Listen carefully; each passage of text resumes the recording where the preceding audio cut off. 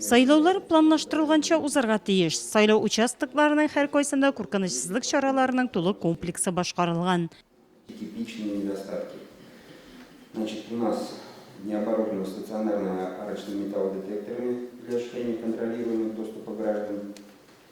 Значит, отсутствие круглосуточной физической охраны. Значит, отсутствие кнопок тревожной сигнализации сигнала на пульт централизованной охраны АВО, либо частной охранных организаций.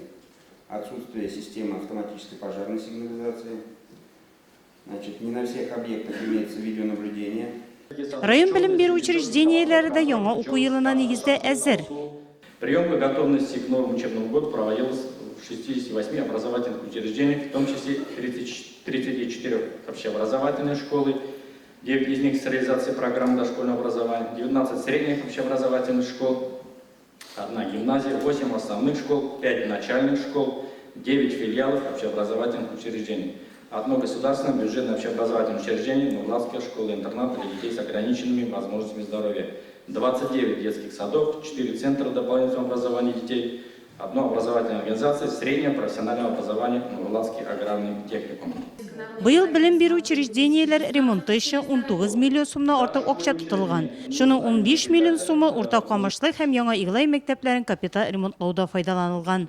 Заречник һәм Иске Чаллыда балалар бакчаларын ремонтлауга 3 миллион сумлап акча юнәлдерелгән.